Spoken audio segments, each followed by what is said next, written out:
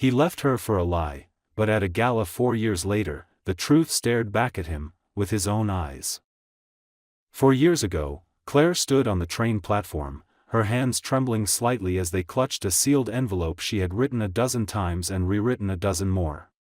It was addressed to Alexander, the man she loved and the man she thought she would share her life with. In that envelope were the words she couldn't bring herself to say face to face, that she was pregnant, that she needed him, that she wasn't strong enough to do this alone. But just days before, she had heard the news that shattered her. Alexander was marrying Jessica, a glamorous blonde who claimed she was carrying his child. Claire remembered the way her legs gave out beneath her when she saw the engagement headline, the same photograph of them splashed across the internet, Jessica's hand resting possessively on his chest, her diamond ring catching the light. It wasn't just that he had moved on, it was that he had done it so quickly, so thoroughly, without looking back. Claire could barely breathe as she watched the train arrive. She had planned to go to his office that morning, planned to hand him the letter in person, planned to ask him to listen. But what was the point now? He had chosen. He had made his decision. And Jessica, with her soft manipulations and carefully calculated charm, had won. What Claire didn't know, what she couldn't have known, was that Alexander had been as shocked as she was when Jessica told him about the pregnancy. He had been distant from Claire, yes, but never unfaithful. Yet Jessica insisted the timing made sense, and Alexander, always the man of logic and responsibility, had believed her. Claire, unaware of his turmoil, stepped onto the train that would take her out of the city and out of his life, never turning back. The weeks that followed were filled with quiet, numbing devastation. Claire moved into a small apartment on the edge of town, far from the city's sharp memories and far from the reminders of a life that was no longer hers. She began freelance work in graphic design, taking on any client who would pay and working late into the night just to afford prenatal vitamins and rent. When she went in for her first ultrasound and saw 2 tiny heartbeats blinking on the screen, her chest tightened with a bittersweet pain. Twins. She had never expected this. Never planned it. But in that moment, something shifted. If Alexander wasn't going to be a part of their lives, then she would do it alone. She would be enough. She had to be. And she would never let him see her break. Claire never spoke his name again. Not to friends, not to family. When her parents asked, she simply said they had split and changed the subject. She refused to explain. She refused to justify. The pain she carried was hers alone, and she buried it deep beneath layers of self-reliance and quiet determination. Every kick, every ultrasound, every sleepless night she endured without him made her stronger, made her more certain that even if he had never truly loved her, her daughters would. And that would be enough. It had to be. Claire's apartment was small, but every corner of it bore her fingerprints, her stubborn efforts, and the echo of lullabies whispered into the silence of long nights. She had brought the girls home after a difficult labor, exhausted but filled with a wild, protective love that made her feel both invincible and painfully vulnerable. Emma and Lily, though born just minutes apart, had already begun showing their own tiny personalities. Emma cried louder, hungrier, demanded attention with fierce little fists and a steady glare. Lily was quieter, watching her sister, always curious, content just to be close. Claire often sat between their bassinets, holding both of their hands at once, murmuring promises she never made aloud to anyone else, that she would never leave them, that she would never let them feel unwanted, that they would never know the weight of someone else's rejection. Days blurred into nights as Claire juggled the relentless rhythm of newborn life with the grind of work.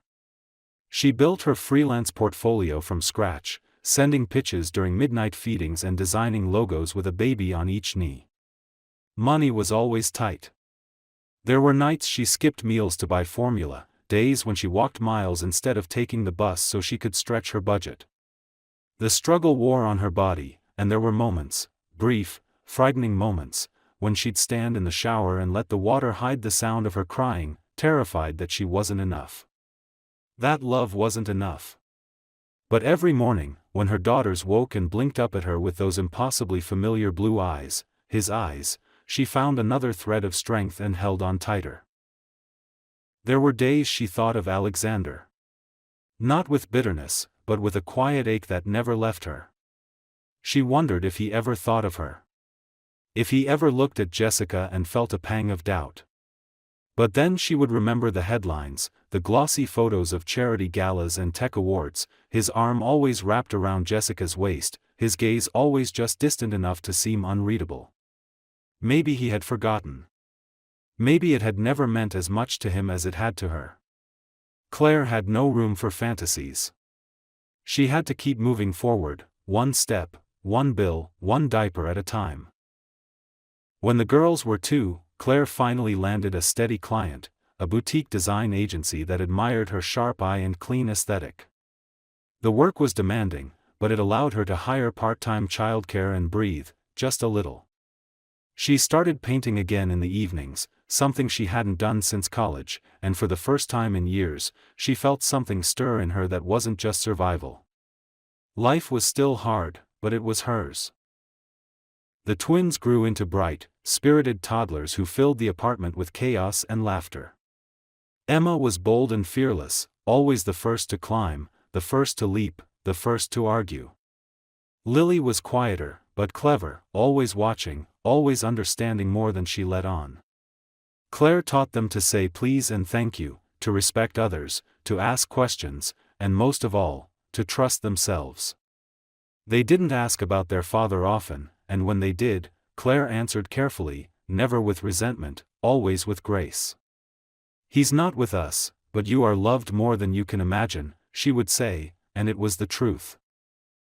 Still, in the deepest part of her, a quiet longing remained, not for Alexander, but for justice, for truth, for the pieces of her story to finally make sense.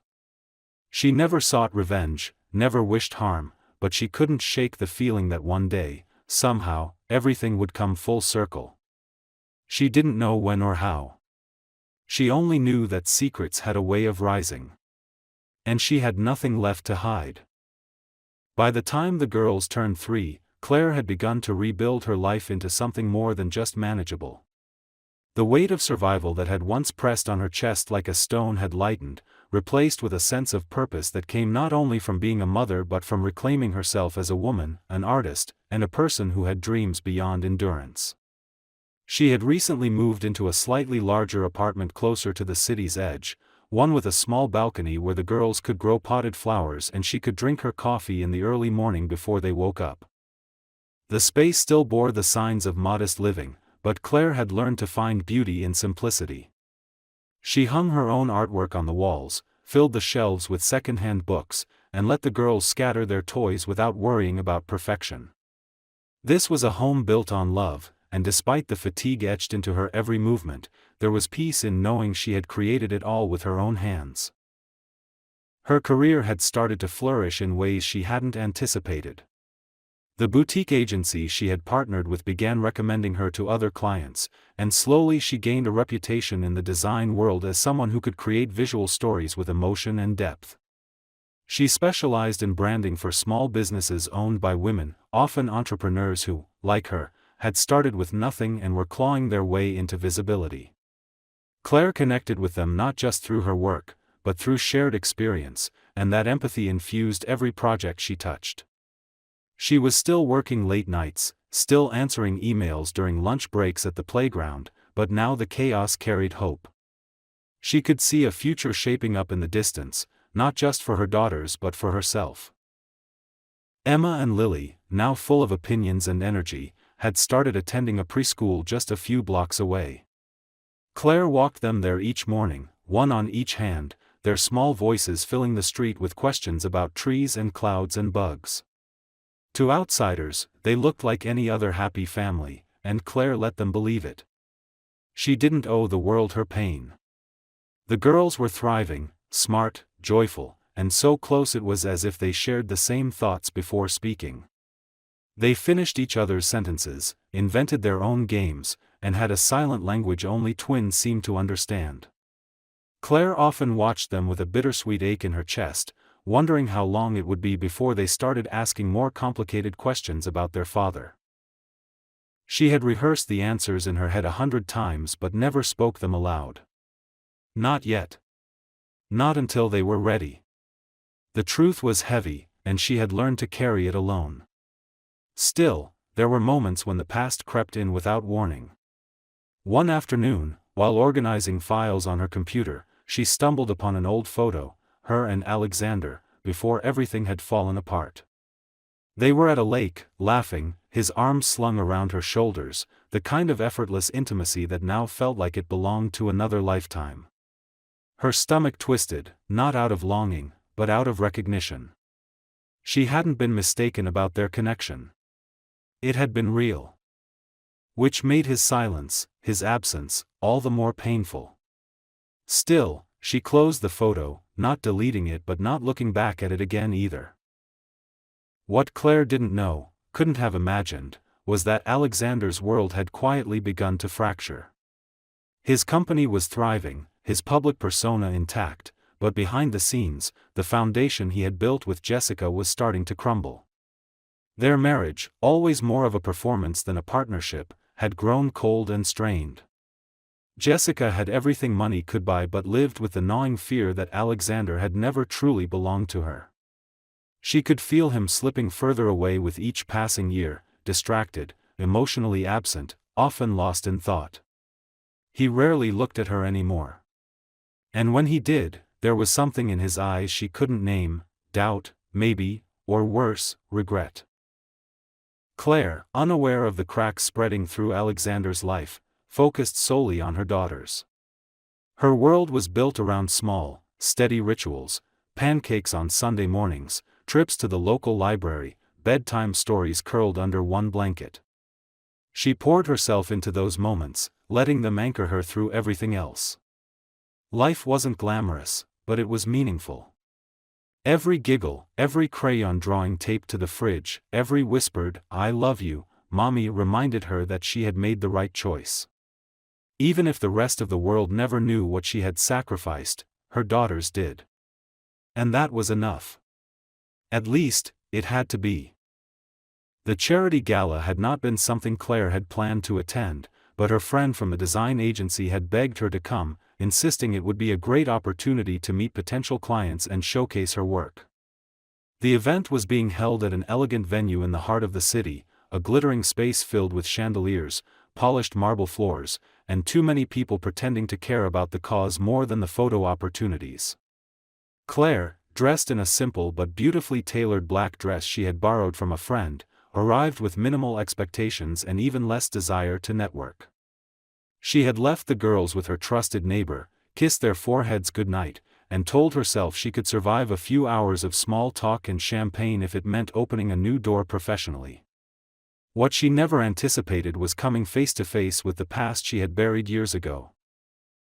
Alexander arrived late, as he often did when attending events more out of obligation than genuine interest. He had grown tired of these functions, of shaking hands with men who only wanted his money and smiling at women who only wanted his name.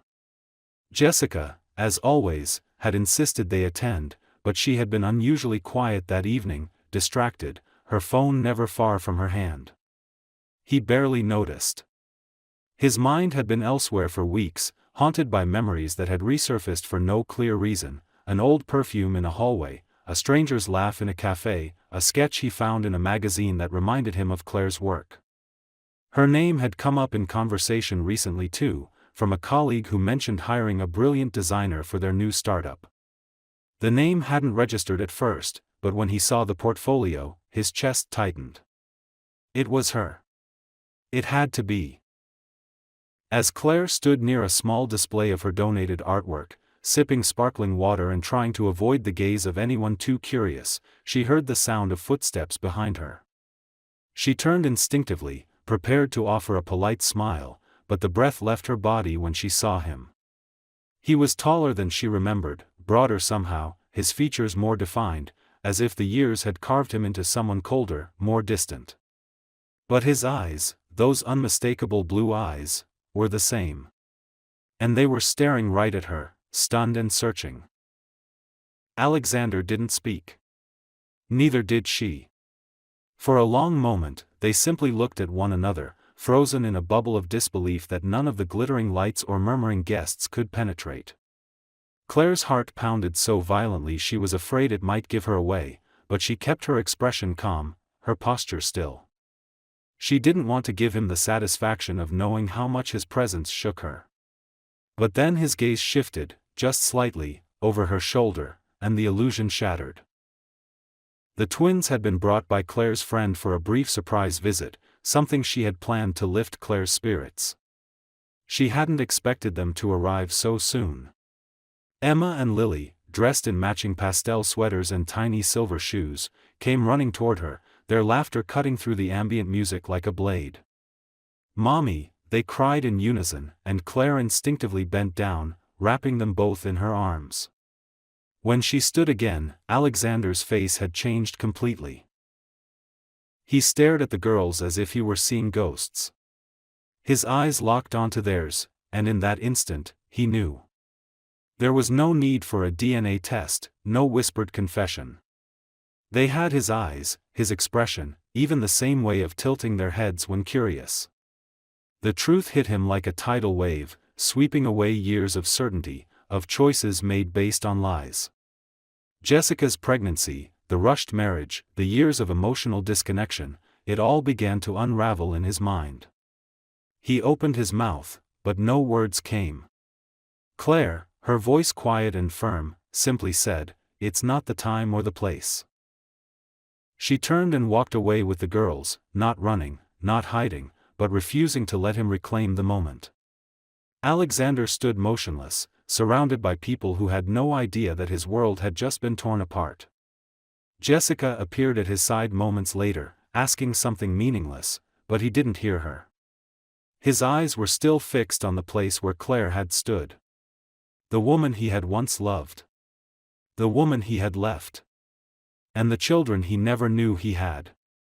He felt as if he had been asleep for years, and now, without warning, had woken up in a different life, one that belonged to him, yet he had no part in shaping. That night, long after the gala ended and the guests had gone home, Alexander sat alone in his study, a glass of untouched whiskey in his hand.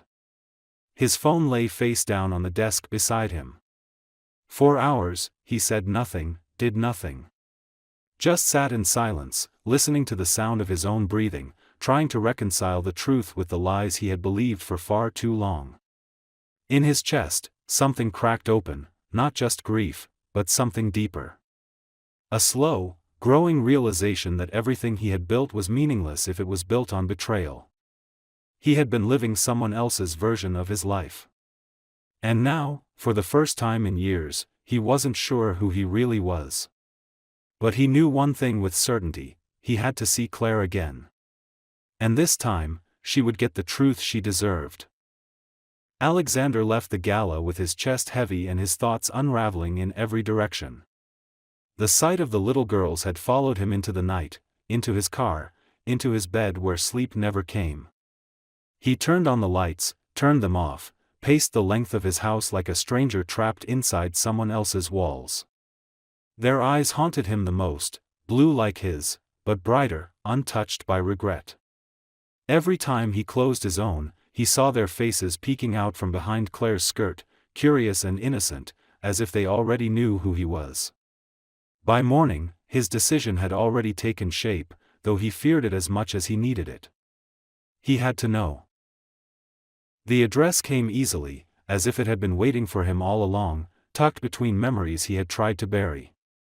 When he stood on Claire's doorstep, the sun was weak and pale, the kind of morning light that makes everything appear fragile. He didn't know how long he lingered there before knocking, hearing his pulse louder than the sound of his hand against the wood. When the door opened, Claire was there, hair a little untamed, dressed simply, her eyes steady in a way that disarmed him. She did not flinch. She did not ask why he had come. She looked at him as if she had been expecting this moment for years. He parted his lips but could not form the words. His throat was dry, his jaw tight, and yet the only thing that left him was the question he had been choking on since the night before. "Is it true?" he asked, his voice raw, almost unrecognizable to his own ears. Claire did not answer right away. Her silence stretched between them like a veil, and he realized he had been holding his breath. When she finally nodded, it was with neither shame nor triumph, only quiet acceptance. "I wanted to tell you," she said softly, "but you were already gone." The weight of her words struck him with the force of years lost, years stolen, years he could never recover. Behind her, he could see faint evidence of a life built without him: children's shoes by the wall, drawings pinned to the fridge, 2 small jackets hung neatly on hooks. Each detail cut into him, a reminder that he had missed first steps, first words, first nights when they cried and she soothed them alone. He felt his chest tighten, not with anger but with a grief so profound it made his hands tremble. He left without argument, without plea. He needed air. He needed to stand outside of her world before it swallowed him whole. On the drive home, his vision blurred with thoughts he had refused to entertain before. Jessica's smile, too wide, too calculated. Her story of pregnancy that had bound him to her, the sudden announcement that had seemed like fate but now rang hollow. The timing, the fragile way she had wrapped herself around his guilt. By the time he entered his house, he was seeing her clearly for the first time in years. She was sitting at the kitchen table, sipping coffee as though the world had not shifted. And in that moment, he knew with certainty, everything he had endured, every choice that had led him here, had been built on a lie. The days that followed were a storm made public, a spectacle of whispers, headlines, and accusations that spread faster than either Alexander or Jessica could contain. The divorce began like a spark, a single declaration, but quickly roared into a fire that drew the attention of neighbors, colleagues, and society pages. Jessica wept in courtrooms, her voice sharp and breaking, first pleading with him to remember their vows, then threatening to ruin what remained of his reputation. She clutched at memories that were already hollow, fabricating sincerity where none had ever lived. The world saw her tears, but Alexander, for the first time, saw past them, and what he felt was not fury but an unshakable emptiness, as if the strings that had once bound him to her life had snapped silently in the night. When the truth surfaced, when it was revealed that there had never been a child, never the loss he had grieved for, there was no explosion inside him, no violent rage demanding retribution. There was only a profound quiet, a clarity he had never allowed himself to feel before.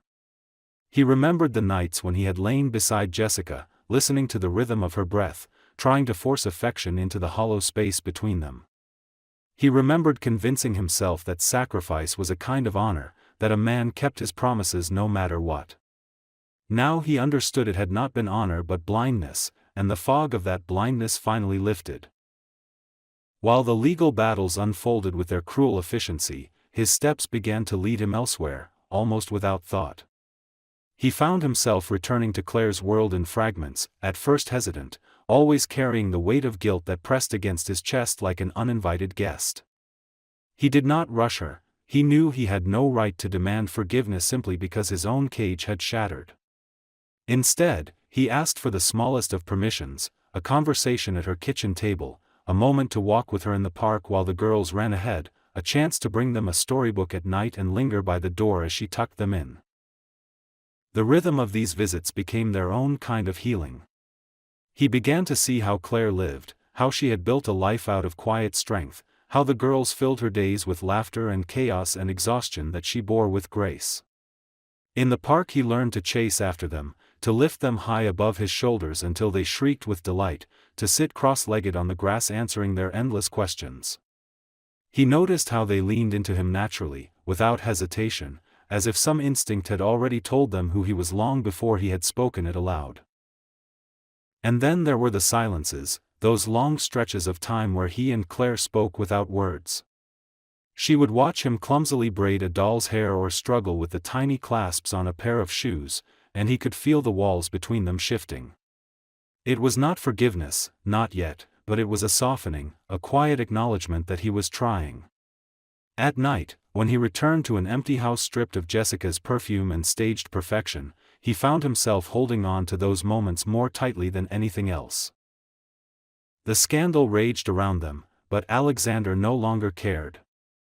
The lawyers debated, the reporters speculated, Jessica performed her grief for an audience that grew weary of her theatrics, but he had already stepped beyond it all. Each day with Claire and the children became a thread, delicate but real, weaving something new out of the ruins of his old life. He began to understand that what he was seeking was not to erase the past but to build a present that could endure, and for the first time in years, he felt the faint warmth of hope pressing against the cold edges of his chest. Emma and Lily accepted Alexander into their lives with such effortless joy that it startled him.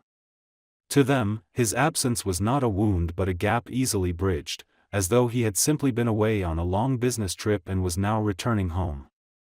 They tugged at his sleeves with sticky hands, demanded his attention with laughter and stubbornness, and welcomed him into their games as if he had always been part of their world. At first he felt clumsy, uncertain in every gesture, afraid of breaking the fragile rhythm of their childhood with his heavy steps. He fumbled with shoelaces and hair ties, struggled to balance tiny barrettes in their silky dark hair, and spent long minutes deciphering the construction manuals of Lego castles that always seemed impossible to him but effortless to them.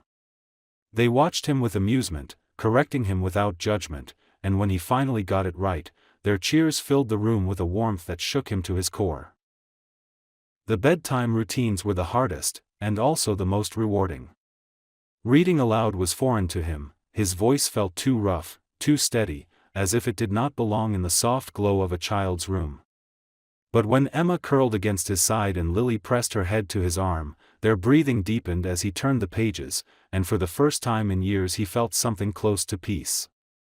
He learned that the pauses mattered more than the words, that they liked when he made the wolves sound ridiculous and when the princesses were brave instead of helpless. It was in those quiet moments, surrounded by the weight of small bodies trusting him without hesitation, that Alexander realized how much of life he had lost. He thought of the years gone by, of the nights when Claire must have stood alone by these same bedsides, whispering comfort while he lay awake elsewhere, believing in lies. Claire watched him from a distance in those early weeks, her gaze cautious but not cold. She studied the way he bent down to tie a shoe, how he let the girls braid his hair with plastic clips until he looked ridiculous, how he answered their endless questions with patience he had never known he possessed. She was not quick to forgive, and he did not ask her to. He knew that forgiveness could not be demanded, it had to be earned slowly, like trust rebuilt stone by stone.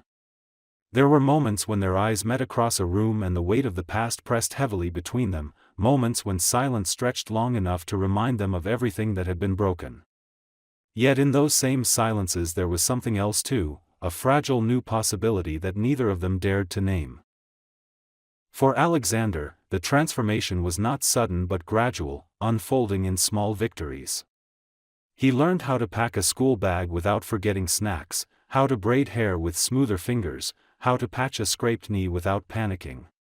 Each new task, however simple, became a milestone, proof that he was no longer just a man defined by betrayal and regret but a father learning to exist in the world of his daughters. The awkwardness that had once marked his presence began to fade, replaced by something natural, something steady.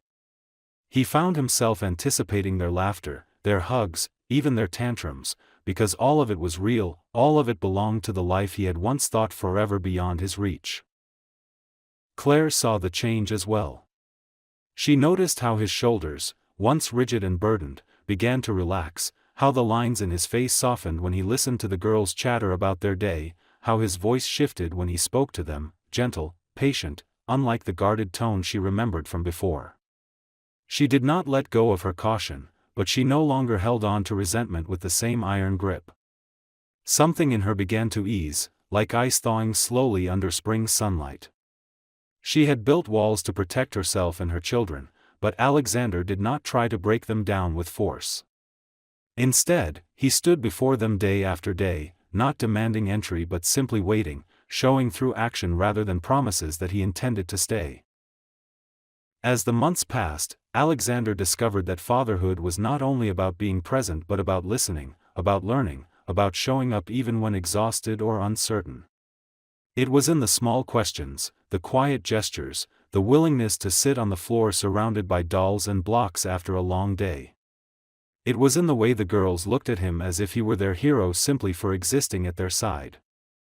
And slowly, in the rhythm of their shared days, Alexander felt a second chance taking root. It was not the repetition of what he and Claire had once been, but something altogether new, fragile yet resilient, a reinvention rather than a return.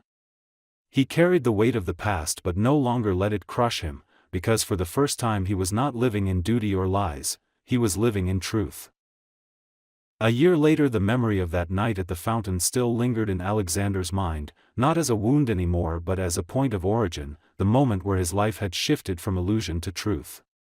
Time had stretched and folded since then, weaving together days filled with ordinary tasks and unexpected joys. By the time Emma and Lily were ready for their preschool graduation, he had already become part of their world so seamlessly that even he sometimes struggled to remember what it had been like to live without them. The morning of the ceremony he found himself nervously straightening their tiny dresses while they twirled impatiently in front of the mirror, demanding his approval for ribbons and hair clips. Claire watched from the doorway with an amused smile, handing him the comb when he faltered, their eyes meeting in a quiet acknowledgement of how far things had come. At the school, the hall buzzed with the laughter of parents and the squeals of children, decorations taped to the walls with uneven lines and glitter scattered across the floor. Alexander stood with the other families, but instead of feeling like an intruder, he felt a belonging he had once thought forever denied to him. The girls waved at him from the stage, their small faces lit with excitement, their voices joining the chorus of songs rehearsed for weeks. He clutched the program in his hand, his throat tightening with emotion as he realized he was witnessing not only a milestone in their young lives but also in his own. For years he had dreamed of fatherhood only to have it stolen by lies, and now, in this imperfect but real moment, he was living it. Claire stood beside him, her posture calm, her expression serene, and though they did not speak, he felt her presence as steady as an anchor. There had been no declarations between them, no dramatic reconciliations. Instead, there had been a slow rebuilding, a quiet layering of trust and respect that had grown stronger with each shared day. He knew she had not forgotten the pain of the past, but she no longer carried it as a shield. Instead, she carried gratitude for the present, and in her calm gaze he saw something he had never expected to find again, a willingness to let life move forward. When the ceremony ended, he held both girls' hands as they skipped down the steps, their tiny diplomas clutched proudly in their arms. The sunlight bathed them in gold, their laughter ringing out as they pulled him and Claire toward the crowd of celebrating families. He realized then that what had once been broken had not disappeared, but instead had been transformed into the foundation of something stronger, not flawless but resilient, not perfect but true. The fractures of the past remained, but they no longer defined him, no longer defined them. That evening, after the celebration had quieted and the girls had collapsed into bed from sheer excitement, Alexander found himself on the porch with Claire, the air cool and scented with the promise of summer.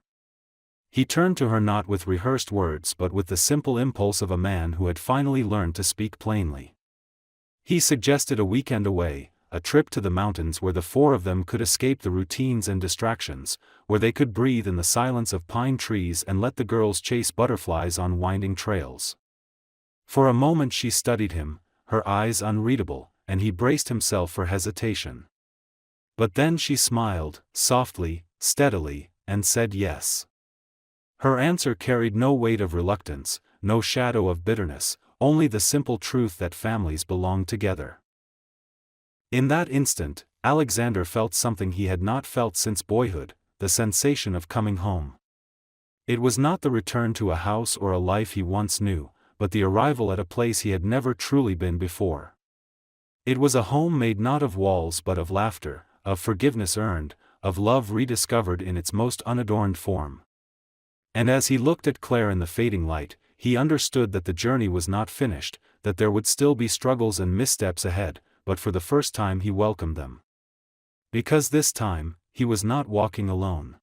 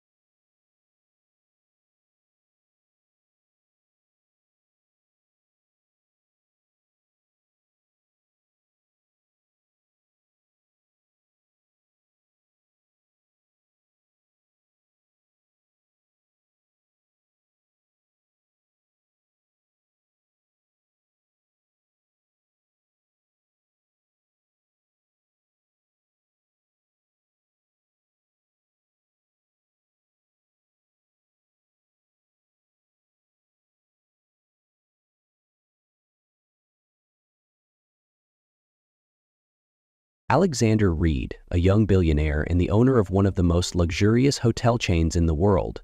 With wealth and success at his fingertips, he had everything, except the peace he craved after long, exhausting days. One night, after finishing an important meeting, Alexander returned to his private penthouse inside his hotel, expecting a quiet and relaxing evening. But as he stepped into his bathroom, he froze.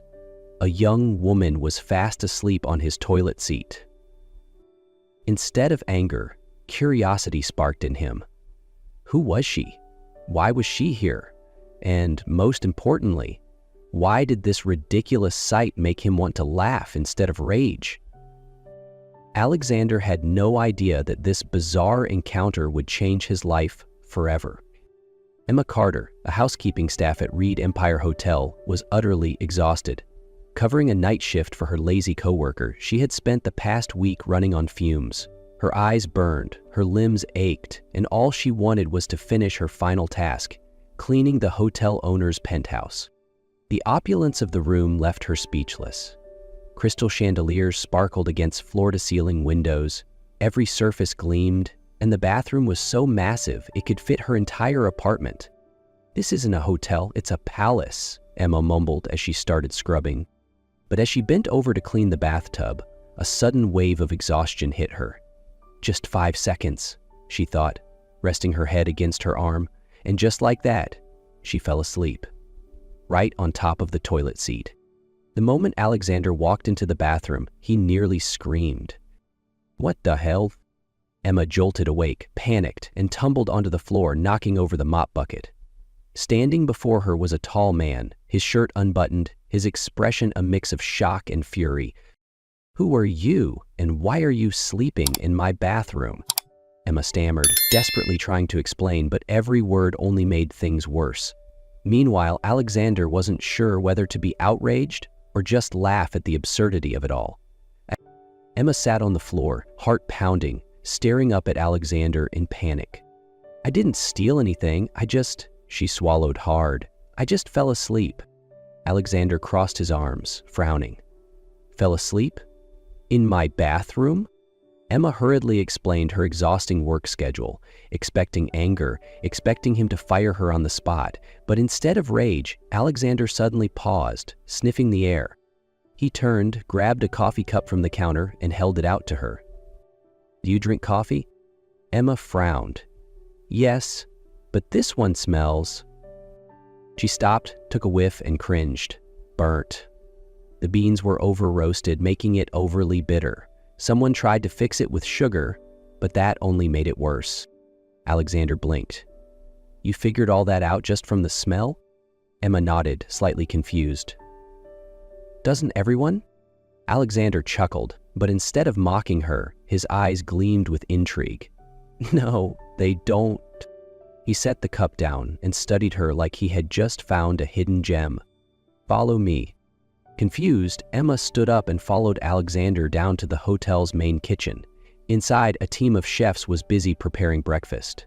Marco Vasquez, the hotel's esteemed head chef, scowled when he saw Emma. "What's she doing here?" Marco asked, his tone laced with irritation. Alexander gestured toward Emma. "She can tell what's wrong with food just by smelling it. Let her taste today's breakfast." Emma's eyes widened. "Wait, I'm just a housekeeper." "Not anymore," Alexander said smoothly. "Today, you're a food critic." Marco smirked, arms crossed. "All right then, kid, go ahead." Emma picked up a fork, took a deep breath, and bit into the scrambled eggs. Immediately, she grimaced. "Too dry. You used low-quality butter, and the salt is off." Marco raised an eyebrow. "Oh yeah?" Emma grabbed a piece of bread and frowned. "This isn't fresh. Either it was baked yesterday or stored improperly."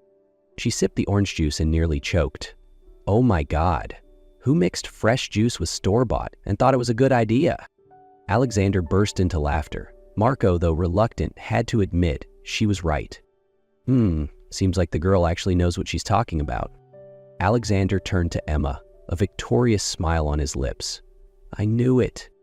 And that was the moment Emma Carter, a mere housekeeper, suddenly became the most important person in the hotel kitchen. Emma still couldn't believe what was happening. Just a week ago, she was a struggling housekeeper drowning in bills.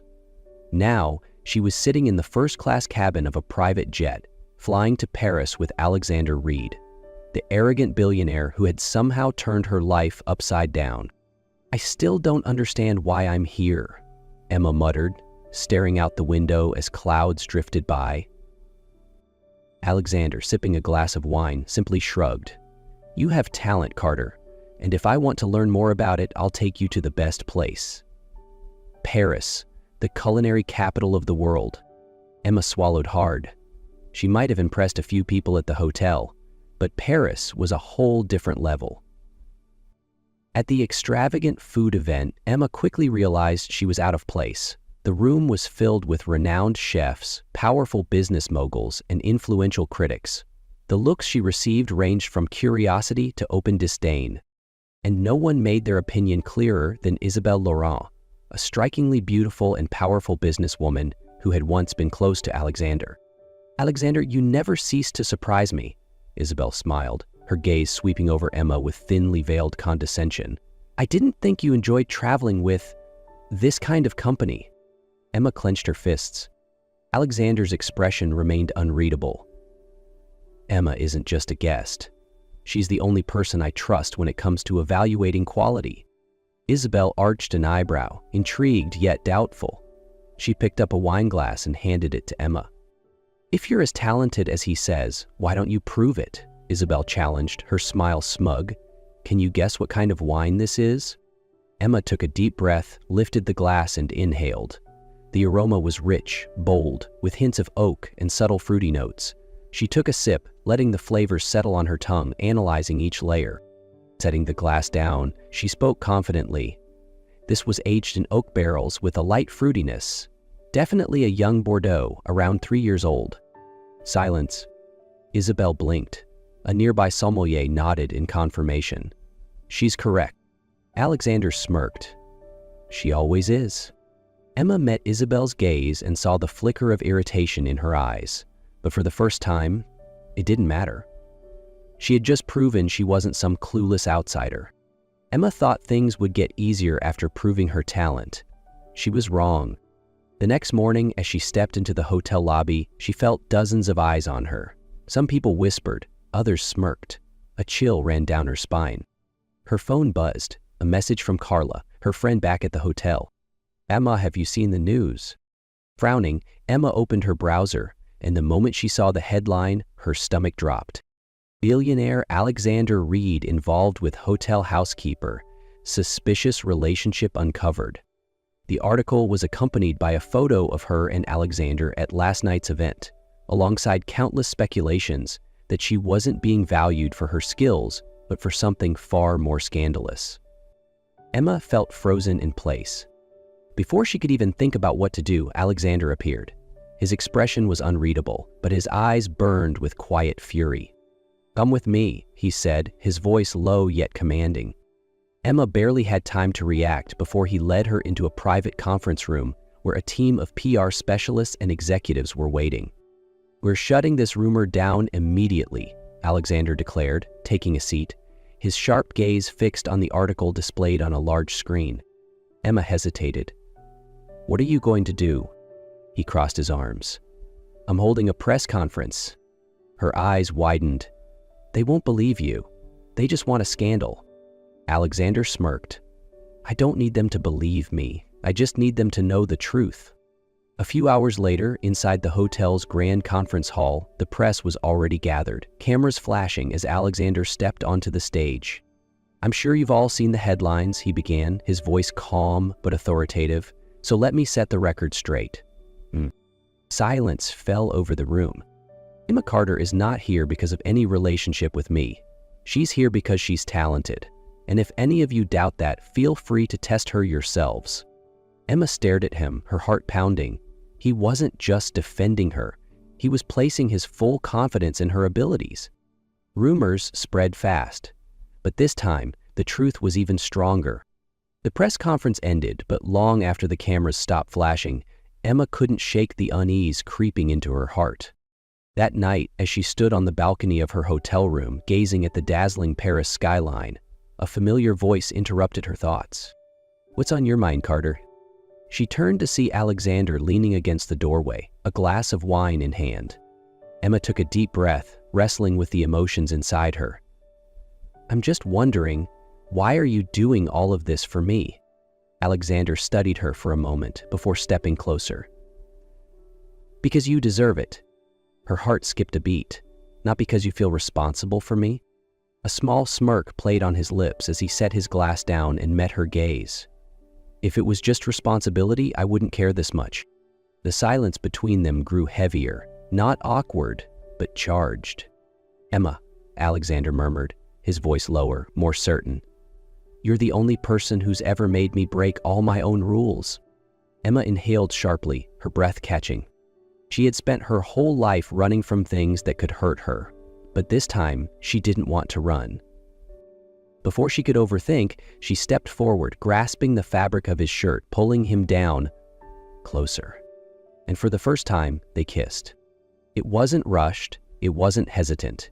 It was the answer to every unspoken question between them. After their first kiss, everything between Emma and Alexander shifted. The sharp remarks, the unspoken distance between a billionaire and a housekeeper, none of it mattered anymore. Now they were just two people learning how to care for each other. The next morning, Alexander pulled Emma out of the hotel, determined to show her the true magic of Paris. "You know," Emma said, laughing as she peeked into a pastry shop, "I've never had a real macaron before." Alexander raised an eyebrow. "You've been in Paris for nearly a week and haven't tried one? That's criminal." 5 minutes later, they were sitting by the Seine, a box of colorful macarons between them. Emma took a bite, her eyes widening. "Oh my God, is this what heaven tastes like?" Alexander chuckled, resting his chin on his hand as he watched her. "You're easier to impress than I expected." The morning passed with laughter, light touches, and lingering glances that said more than words ever could. Alexander was no longer the untouchable billionaire, and Emma no longer felt like an outsider. As the sun set, they strolled along the Champs-Élysées. Emma casually looped her arm through Alexander's as if she had done it 100 times before. "Do you regret coming to Paris?" Alexander asked. Emma leaned against his shoulder, smiling. "No, and I think I've never been this happy." Alexander squeezed her hand gently. He knew then he had never met anyone like Emma before, and for the first time in his life, he didn't care about any rules, only her. Paris had changed everything, but real life awaited them in New York, where the true test of their relationship would begin. Emma was no longer an anonymous housekeeper. Now she was Reed Empire Hotel's lead food consultant, attending high-profile events and working alongside Alexander to elevate the hotel's culinary excellence. But more than anything, the distance between them had vanished. 3 months later, on a crisp autumn evening, Alexander told her to keep the day free, but refused to say why. They wandered through the glowing city streets, visited a cafe where Emma had once dreamed of tasting an overpriced pastry, and finally, as night fell, Alexander led her onto a helicopter. "What are you up to?" Emma laughed, her heart pounding as they soared above the glittering skyline. Alexander smirked. "Wait and see." As the helicopter hovered over a secluded riverside park, Emma's breath caught in her throat. The area below, once dark and empty, suddenly lit up, but not with traditional lights. Hundreds of drones began to rise from the ground, forming dazzling golden patterns against the sky. One by one, they moved in perfect synchrony, aligning into glowing letters. Emma's eyes widened in shock as the lights shifted into 3 simple yet life-changing words. "Marry me?" Her breath hitched. She barely had time to process before Alexander gently tugged her hand, making her turn toward him. And then she saw it. Alexander was no longer sitting. He was kneeling. Right there, inside the helicopter, his steady hands holding a velvet box, a breathtaking ring glistening inside. Emma Carter, his voice, usually firm and commanding, now carried a rare tenderness. "From the moment you crashed, quite literally, into my life, nothing has been the same. You challenge me, frustrate me, and somehow Make everything make sense. Emma let out a shaky laugh, her vision blurring with unshed tears. Alexander opened the velvet box, revealing a ring that shimmered like the stars above them. I don't just want you in my life, I need you. You are the only rule I am willing to break, the only risk I am willing to take. So, Emma, will you make this chaos permanent and marry me? Tears finally spilled over as Emma covered her mouth, nodding frantically before whispering, "Yes, 1,000,000 times yes." As Alexander slid the ring onto her trembling finger, a final wave of drones ascended into the sky, forming a heart shape before dissolving into a synchronized fireworks display. The night exploded in color, a grand celebration high above New York City. 2 weeks after the wedding, Emma stood in the bathroom, eyes locked on the pregnancy test in her hands. 2 lines. Her breath hitched. Her heart pounded against her ribs. She, someone who had spent her life just trying to survive, was about to become a mother. The door creaked open, and Alexander stepped inside, sleeves rolled up, looking relaxed. But the second he saw Emma's expression, his entire body tensed. "Emma?" He gently touched her shoulder. "What's wrong?" Emma turned to face him, hands trembling as she held up the test. Emma's hands trembled as she stared at the pregnancy test. 2 lines. Clear as day. Her breath hitched. No way. No way. Just then, the bathroom door creaked open and Alexander stepped inside. He was mid-sentence, holding a newspaper, when he froze. "Emma, what's wrong?" She turned to him, her fingers gripping the test so tightly her knuckles turned white. Wordlessly, she held it up. Alexander took it, his eyes scanning over the small device, his mind taking a moment to catch up. Blink. Once, twice. His breath came out in a shaky exhale. We're having a baby?" Emma couldn't speak. She just nodded as a single tear slipped down her cheek. For a long second, Alexander didn't move. Then, as if reality crashed into him all at once, he let out a disbelieving laugh, one hand running through his hair. Then, without warning, he scooped Emma up into his arms, spinning her around, his laughter mixing with hers. "Emma," he whispered, his forehead resting against hers. "You didn't just change my life. You gave it meaning." She smiled through her tears, pressing her hands to his cheeks. "Looks like you're stuck with me forever, Reed. And I wouldn't have it any other way." And for the first time in her life, she knew she had finally found where she truly belonged.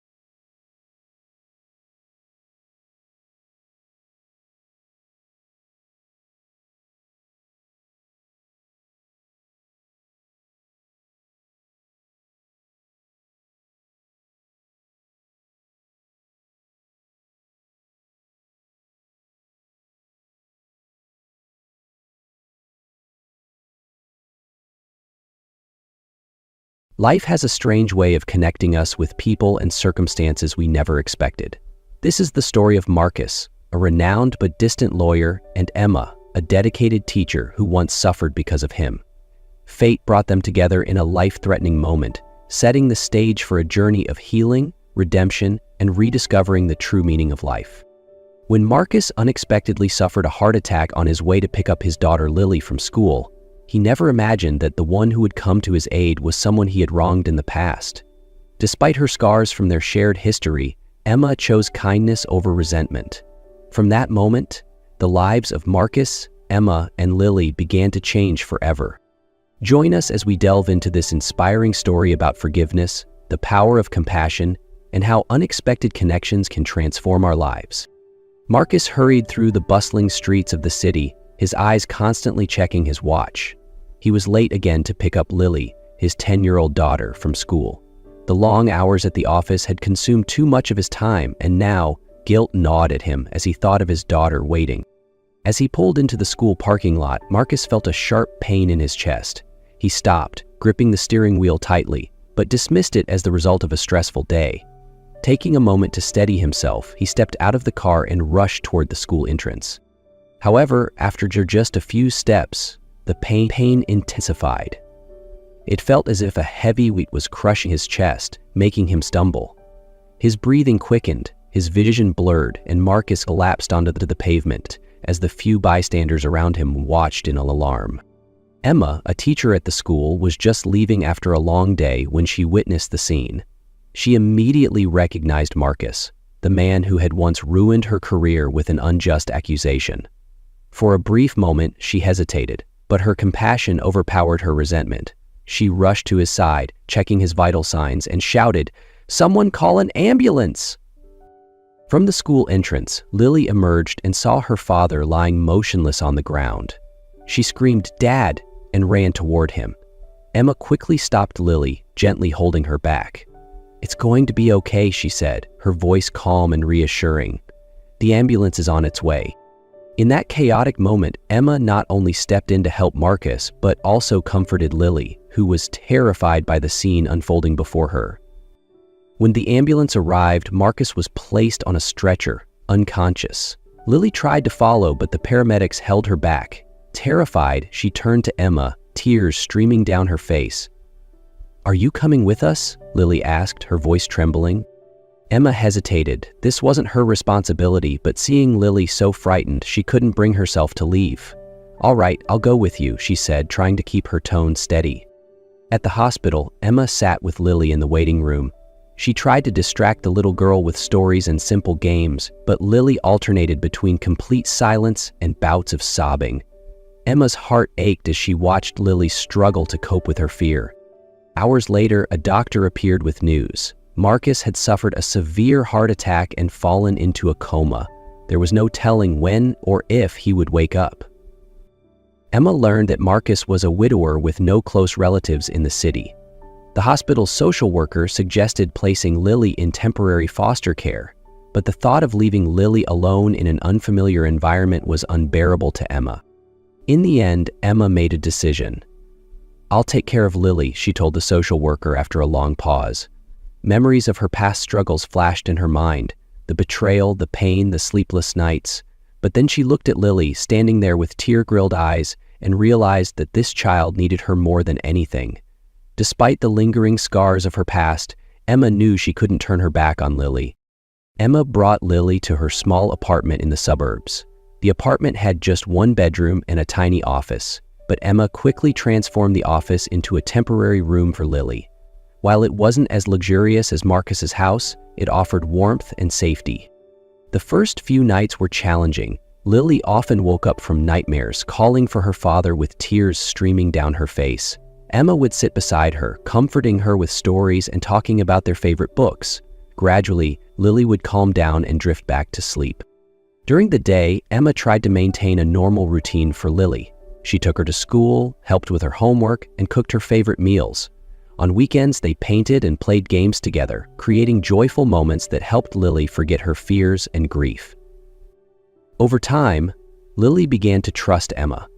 One day, after visiting Marcus at the hospital, Lily held Emma's hand and said, "Thank you for taking care of me, Aunt Emma. I like you very much." Her innocent words melted Emma's heart. However, it wasn't always easy. Emma struggled with conflicting emotions. She still harbored resentment toward Marcus for the pain he had caused her, but she couldn't help feeling compassion for him and genuine love for Lily. Though her friends couldn't understand why Emma devoted so much time to the daughter of a man who had wronged her, Emma knew she couldn't abandon Lily. As the days passed, the bond between them grew stronger and deeper. 2 months later, Emma's phone buzzed. It was a call from the hospital. Marcus had woken up from his coma. She quickly informed Lily and brought her to the hospital.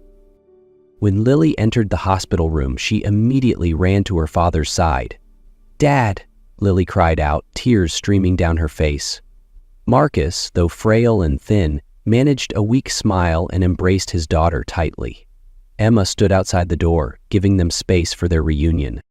A few hours later, a nurse came to find Emma. "Mr. Marcus wants to see you," she said. With her heart racing, Emma entered the hospital room. Marcus was sitting up in bed, his eyes filled with regret and gratitude. "Emma," he said, his voice hoarse from disuse, "I don't know how to thank you."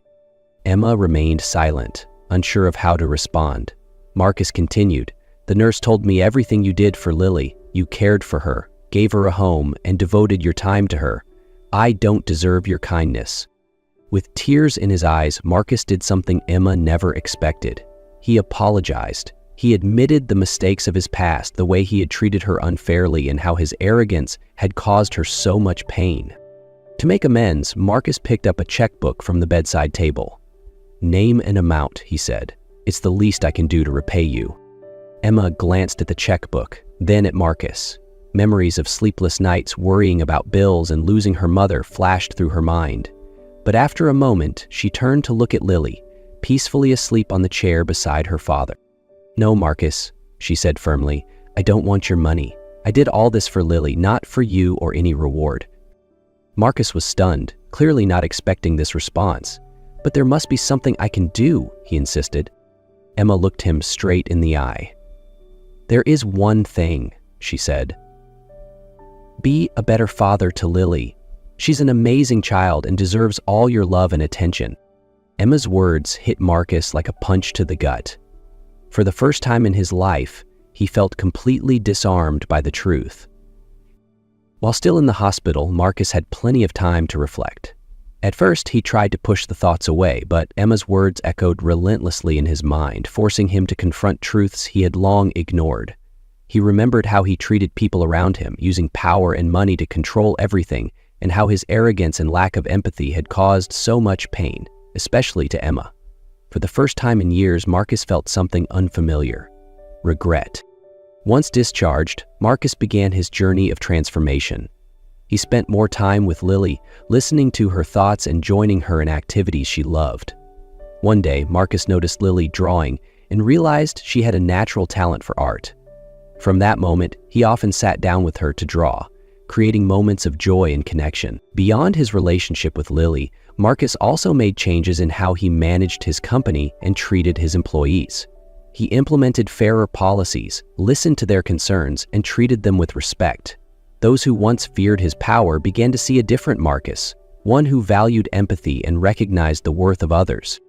With Emma, Marcus didn't try to express his gratitude through expensive gifts or material favors. Instead, he showed it through small but genuine gestures. He invited Emma to join father-daughter outings and always sought her input on Lily's education.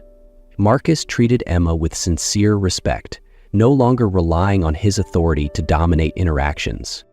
At first, Emma remained cautious, unsure if Marcus's changes were genuine.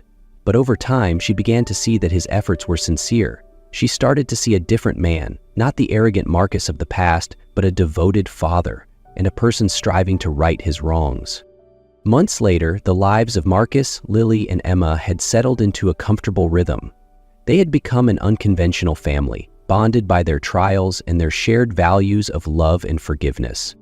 Marcus became involved in every aspect of Lily's life. He took her to art classes, attended her school performances, and often sat with her to draw or read. Lily had transformed into a happy, confident, and vibrant young girl. The three often had dinner together at Emma's apartment, talking about their days. Emma, who had grown used to solitude, now felt the warmth of family. She even smiled when Lily suggested adopting a puppy, and soon, Emma's small apartment was filled with laughter and the pitter-patter of tiny paws. One autumn afternoon, after dropping Lily off at her art class, Marcus and Emma stopped at a nearby park. They sat on a bench, watching golden leaves fall around them. Marcus suddenly spoke. "Emma, I know I don't deserve it, but do you think you could forgive me?" Emma looked into Marcus's eyes. They no longer held the arrogance of his past, but instead showed genuine remorse.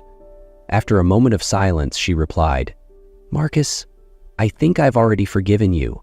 Holding on to resentment only hurt me. Forgiveness set me free." Marcus was overwhelmed with emotion. To him, her forgiveness was not just a relief, but a chance to start anew. On the one-year anniversary of Marcus's heart attack, the three of them sat on Emma's porch, watching the sunset. Lily played with her puppy while Marcus and Emma talked softly.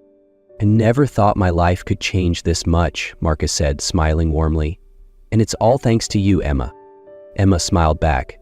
"No, Marcus, you chose to change. I just helped you see that it was possible." They sat there in the glow of twilight, unsure of what the future would hold, but confident they could face anything together. Their journey was a testament to the power of forgiveness, love, and the ability to change for the better. A year and a half after the fateful day of Marcus's heart attack, his life with Emma and Lily had become closer than ever. Marcus was not only a devoted father, but also a steadfast companion to Emma. Together, the three had formed a true family, even if it wasn't official. One spring afternoon, as the three of them played in the park with their little dog, Marcus suddenly paused and said, "Emma, there's something I want to ask you." Emma looked at him, slightly surprised by the seriousness in his tone. Marcus reached into his pocket, pulled out a small box, and opened it to reveal a simple yet elegant ring. "Emma, you saved my life, brought joy to Lily, and completely changed my world. I can't imagine my life without you." He paused, his voice trembling slightly. "I've never felt this certain about anything in my life. Will you marry me?" Emma was overcome with emotion. Memories of the pain and struggles from the past flashed through her mind, but as she looked into Marcus's earnest eyes and thought of Lily, the child she loved as her own, she knew her answer. "Yes, Marcus, I will," she said, smiling through tears. Lily jumped up with excitement, hugging them both. As the ceremony concluded, Lily stepped forward with a hand-drawn card she had made. "This is for you," she said, holding it out to Emma and Marcus. The card read, "Thank you for being my family." Tears welled up in Emma's eyes as she hugged Lily tightly. "I love you, sweetheart," Emma whispered. Marcus knelt beside them, wrapping both in his arms. "And I love you both," he said, his voice filled with emotion. The wedding was simple yet heartfelt, attended by close friends, family, and even some of Marcus's former colleagues who had witnessed his incredible transformation. During his vows, Marcus turned to Emma, his voice steady but filled with emotion. "Emma, you didn't just save my life. You gave me a second chance to be the man I was meant to be. Before I met you, I thought power and success were everything, but you showed me the true value of kindness, forgiveness, and love. You taught me how to be a better father, a better friend, and a better person. Today, I promise to honor the trust you placed in me, and to spend every day proving that your faith in me was not misplaced." The crowd fell silent, their hearts moved by his words. Emma, dressed in an elegant white gown, glowed as she stood beside Marcus, while Lily beamed with joy as their flower girl. After the ceremony, the three returned to the house they had decided to build together. It was not just a place to live, but a symbol of the love, forgiveness, and second chances life had given them. As the sun set, Marcus held Emma's hand, smiling as they watched Lily play nearby. "Thank you, Emma, for giving me not just a new life, but a family." Emma smiled, leaning her head on his shoulder. "Thank you, Marcus, for choosing to change and for letting me be part of this journey." They sat together, basking in the peace of the present. Lily ran toward them, holding her puppy and laughing, her joy lighting up the evening sky. Marcus looked at Emma and whispered, "This is just the beginning. Together, we'll build a life full of love and memories." Emma smiled, her heart full of hope. They didn't know exactly what the future would hold, but they knew they would face it hand in hand as a family ready to embrace every moment together.